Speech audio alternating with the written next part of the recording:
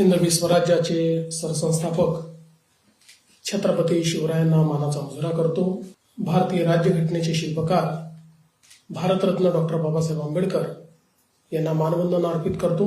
आजच्या skill development विभागाच्या माध्यमातून आयोजित महाचतुर AI चॅटबॉटच्या या लॉन्च प्रसंगी मंचावर उपस्थित असलेले या विभागाचे मंत्री आणि जे सातत्याने नवनवीन कार्यक्रम हातामध्ये घेत असतात ते श्री मंगलप्रभात लोढाजी, या विभागाच्या अतिरिक्त मुख्य सचिव ज्यांनी विभागाला एक अतिशय चांगली दिशा दिली त्या श्रीमती मनीषा वर्मा, आपले skill commissioner doctor Amit Saini, director Satish Suryavanshi, या ठिकाणी उपस्थित विविध ज्या संस्था आहेत ज्यांच्यासोबत आपले MOU झाले, Shrimad Rajchandra educational trust, IPE global limited, Shri Shri rural development programme trust, UN women, national skill training institute, या सगळ्या संस्थांचे पदाधिकारी आणि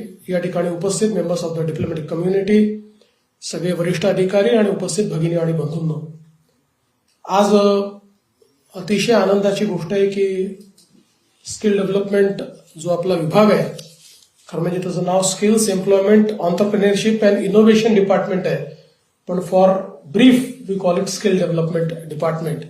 सो या विभागाने ही जी सगळी कामं त्यांना दिलेली आहे, so today's program would define all the responsibilities which are given to you, because this AI chatbot which you have created will be helping in imparting skills, will also help in securing employment, will also help in creating entrepreneurs, and it is an innovation in itself because for the first time in India such chatbot is created by any of the government for all the youths of the state to have a single platform for all type of solutions in skilling, employment and entrepreneurship. So I must congratulate you for doing such a wonderful job.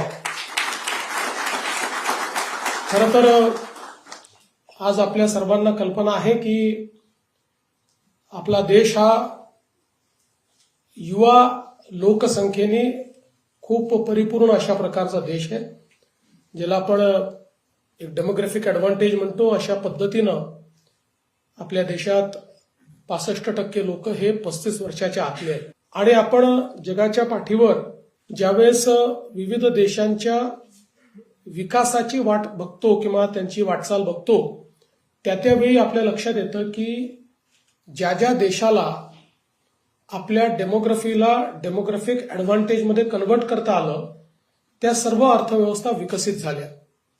आपण जर बघितलं तर कधी America असेल, कधी Europe असेल, Japan असेल, Korea असेल, गेल्या 30 वर्षात चायना असेल, या प्रत्येक देशाने त्या ठिकाणी मोठ्या प्रमाणात आपल्या लोकसंख्येतली जी युवा शक्ती आहे या युवा शक्तीला मुख्य धारेमध्ये आणलं, त्यांना अर्थव्यवस्थेचा भाग बनवला आणि हे करत असताना त्यांनी जेंडर सेन्सिटिव्हिटी दाखवत जो लोकसंख्येचे दोन्ही भाग आहेत, पुरुष आणि स्त्री, मुलं आणि मुली, या सगळ्यांना आपल्या अर्थव्यवस्थेचा भाग म्हणून त्या ठिकाणी प्रशिक्षित केलं आणि त्यातून विकासाकडे त्यांची वाटचाल झाली. या अर्थव्यवस्था विकसित होत गेल्या. हीच संधी आपल्या भारताला लाभलेली आहे आणि विशेषतः आपल्या देशाचे पंतप्रधान माननीय नरेंद्र मोदीजी यांनी ही संधी ओळखली, कारण 2020 साली भारत हा जगातला सर्वाधिक युवांचा देश झाला आणि ही संधी जी आहे ही संधी ओळखून 2014 साली मोदीजींनी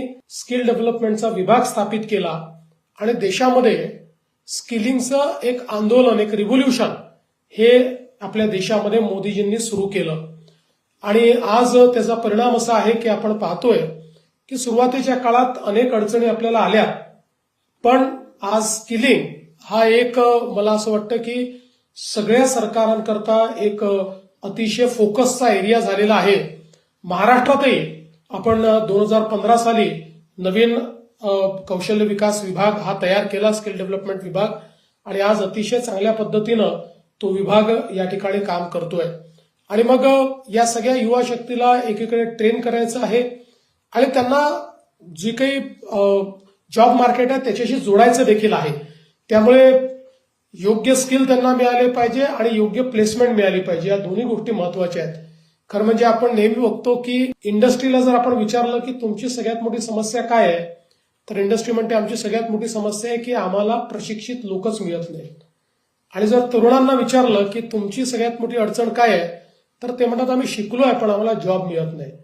म्हणजे जॉबची कमतरता नाहीये, जॉब सिकर्सची कमतरता नाहीये, त्यांच्यातली कनेक्टिव्हिटी करून देण्याची आवश्यकता आहे. त्या कनेक्टिव्हिटीचे दोन भाग आहेत. एक, मार्केटला इंडस्ट्रीला आवश्यक ते स्किल तयार होणं आणि ज्यांनी ते स्किल घेतलेलं आहे त्यांना त्या विभागाशी जोडणं. मग ते सर्व्हिस सेक्टर असेल, ते हॉस्पिटॅलिटीचं सेक्टर असेल, ते इंडस्ट्रीचं सेक्टर असेल, प्रत्येक सेक्टरमध्ये या ठिकाणी अशा पद्धतीच्या ऑपॉर्च्युनिटीज या शोधणं आणि त्याच्याकरता उत्तम मानव संसाधन उपलब्ध करून देणं. आता आपल्या खरं म्हणजे स्किल डेव्हलपमेंट विभागाने या सगळ्या गोष्टी एकत्र सुरू केल्या होत्या. आपण मोठ्या प्रमाणात स्किलिंग करायचो. आपले ITIs हे आपण सगळे इंडस्ट्री सोबत जोडले. इंडस्ट्रीची डिमांड काय त्यातनं आपण ते सुरू केलं. आपण मोठ्या प्रमाणात वेगवेगळ्या प्रकारचे सेक्टरल स्किल कोर्सेस सुरू केले. दुसरीकडे आपण जॉब मेला सुरू केल्या, ज्या मेळ्यांच्या माध्यमातून लोकांना जॉब्स कसे मिळतील हा प्रयत्न केला. पण या सगळ्या गोष्टी ज्या आहेत या जर एकत्रित करायच्या असतील तर त्याच्याकरताचा उपाय हा एआयचं इंजिनच आहे. कारण एआयचं इंजिन एक अशी ऑपॉर्च्युनिटी तुम्हाला प्रोव्हाइड करतं की ज्याच्यामध्ये at one click, at one go, without any geography, without looking at who is using it. कारण आपल्याला माहिती आहे की टेक्नॉलॉजीचा सगळ्यात मोठा फायदा असा असतो की technology is always gender neutral. Technology is always, it is based on first in and first out principle. त्यामुळे कोणी श्रीमंत आहे, गरीब आहे, कुठल्या जातीचा आहे, धर्माचा आहे, या सगळ्या गोष्टी ही टेक्नॉलॉजी बघत नाही. आणि म्हणून अशा प्रकारचा टेक्नॉलॉजीचा प्लॅटफॉर्म हा जो एआय चॅटबॉटच्या माध्यमातून तयार झालेला आहे, it's a one stop solution for every youth of Maharashtra. आणि मला असं वाटतं की याच्यामध्ये सगळ्यात महत्वाचं काय आहे तर शेवटी आपला जो सामान्य युवा असतो तो शिकतो, तो कुठे कौशल्य प्रशिक्षित होतो, पण त्याला गाईड करणारं कोणी नाहीये. Somebody has to guide. And हा जो गायडन्स आहे, आणि अनेक वेळा विशेषतः जे आपले थोडे गरीब मुलं असतात किंवा रुरल एरियाची मुलं असतात, यांना गायडन्स कोणाकडनं घ्यायचा हाही प्रश्न असतो. आणि एक मनामध्ये भीती पण असते की बाबा मी एखादा प्रश्न विचारला तर मी मूर्ख ठरेन का, लोकांना काय वाटेल. त्यामुळे त्या भीतीपोटी अनेक वेळा ते प्रश्न विचारत नाही. पण आता हा जो एआय एजंट तयार झालेला आहे, हा एजंट हा त्यांच्याकरता सगळ्या प्रकारचे सोल्युशन्स ऑफर करणार आहे. त्यामुळे त्याला मेसेज करणं किंवा त्याच्याशी बोलणं, आपल्या भाषेमध्ये त्याच्याशी बोलणं किंवा आपल्या भाषेत त्याला मेसेज करणं, आणि आपली कुठलीही शंका ही आपल्याला त्याला विचारता येणार आहे. त्याच्याकडनं पाहिजे तो गायडन्स घेता येणार आहे. आपल्या संदर्भात सगळ्या प्रकारचं आपल्याला असेसमेंट करता येणार आहे आणि मार्केटसोबत जे लिंकेज आहे ते देखील करता येणार आहे. त्यामुळे याच्यामध्ये दोन गोष्टी महत्वाच्या आहेत ज्या मनीषा वर्मा मॅडमनी सांगितल्या की पहिल्यांदा तर या चॅटबॉटमध्ये आपण सगळी माहिती मिळवू शकतो, पण सगळी माहिती मिळाल्यानंतर त्या माहितीचा उपयोग कसा करायचा हा देखील एक प्रश्न आहे.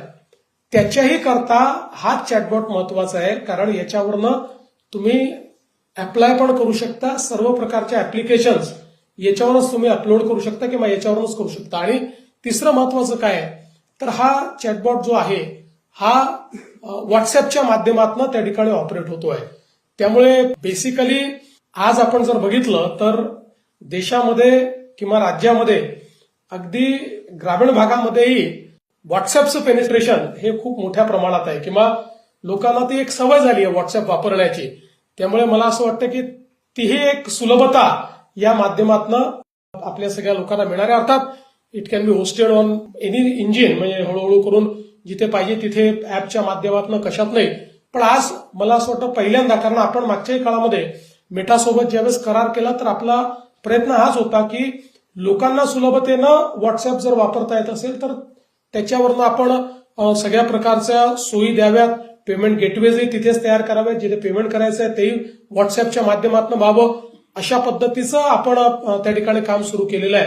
आणि म्हणून मला असं वाटतं की आजचा हा जो काही कार्यक्रम आहे हा महाराष्ट्राला या सगळ्या क्षेत्रामध्ये पुढे नेणारा कार्यक्रम आहे. महाराष्ट्राला एक प्रकारे जी महाराष्ट्राची कौशल्याची वाटचाल आहे ती अधिक उत्तम प्रकारे तयार करणारा आहे. आणि नावही अतिशय सुंदर आहे, महाचतुर. त्यामुळे मला असं वाटतं की आर्टिफिशियल इंटेलिजन्सला महाचतुर नाव देणं ही फार चांगली चतुराई तुम्ही केलेली आहे. त्याबद्दल मी तुम्हाला मनापासून शुभेच्छा देतो. आणि यासोबत आज जे काही एमओयू झाले आहेत तेही अत्यंत महत्वाचे आहेत. कारण इंडस्ट्री पार्टनर्स, नॉलेज पार्टनर्स, वेगवेगळे इन्स्टिट्यूशनल पार्टनर्स यांच्या माध्यमातूनच या गोष्टी करता येणं शक्य आहे. कारण शेवटी तुम्हाला ज्यावेळेस एखादी गोष्ट डेमोक्रेटाईज करायची असते, एखादी गोष्ट तुम्हाला लोक चळवळीमध्ये परिवर्तित करायची असते, त्यावेळी जेवढ्या अधिकाधिक संस्थांना आपण सोबत घेऊ, प्रत्येकाचा एक ऑडियन्स असतो, प्रत्येकाची एक आउटरीच असते. ही सगळी आउटरीच जेव्हा आपण अडॅप्ट करतो त्यावेळी आपल्याला त्या त्या क्षेत्रामध्ये काम करता येतं. आणि म्हणून डायव्हर्स क्षेत्र आहे. त्या ठिकाणी कोणी मला असं वाटतं आयटीएचं आधुनिकीकरण करताय, कोणी विमेनला पार्टिसिपेशन वाढवण्याचा प्रयत्न या ठिकाणी करताय, कोणी इन्व्हेट्स करता कार्यक्रम करताय. वेगवेगळ्या पद्धतीनं हे जे सगळे पार्टनर्स आहेत आणि त्याच्यासोबत जे इंडस्ट्री पार्टनर्स देखील आहेत ज्यांनी आता मोठ्या प्रमाणात सेंटर ऑफ एक्सलन्स हे सुरू केलेले आहेत. आणि सगळ्यात महत्वाचं आहे की हा एक मेजर शिफ्ट असा आहे की एक काळ असा होता की इंडस्ट्री आपलं सेंटर ऑफ एक्सलन्स फक्त स्वतःकरता सुरू करायच्या, पण आता हे सेंटर ऑफ एक्सलन्स असं असतं की ते तिथे प्रशिक्षित झालेले लोक केवळ त्या इंडस्ट्री पुरतं नाही तर तशा प्रकारच्या कुठल्याही इंडस्ट्रीमध्ये त्या ठिकाणी जाऊ शकतात. आणि म्हणून हे जे काही मला असं वाटतं की पार्टनरशिप्स या केलेल्या आहेत या अत्यंत महत्वाच्या आहेत. मी स्किल डेव्हलपमेंट विभागाचे मंत्री श्री मंगलप्रभात लोढाजी यांचं मनापासून अभिनंदन करतो. एसीएस मनीषा वर्मा मॅडम आणि त्यांच्या संपूर्ण टीमचं अतिशय मनापासून अभिनंदन करतो. आणि स्किलच्या क्षेत्रात, कारण महाराष्ट्राची अर्थव्यवस्था आता जगातली 30व्या नंबरची अर्थव्यवस्था झाली आहे, त्याच्यामुळे आणि पुढच्या 2 वर्षामध्ये आपल्याला यूएई आणि सिंगापूरच्या अर्थव्यवस्थेला मागे टाकायचं आहे. पण तिथे जाण्याचा रस्ता हा तुमच्या डिपार्टमेंटच्या माध्यमातून तयार होतो. त्यामुळे सगळ्यात महत्वाची जबाबदारी ही स्किल विभागाची आहे. ती आपण चांगल्या पद्धतीनं पूर्ण कराल ही अपेक्षा मी व्यक्त करतो. पुन्हा एकदा आपलं मनापासून अभिनंदन करून माझे 2 शब्द संपवतो. धन्यवाद. जय हिंद, जय महाराष्ट्र.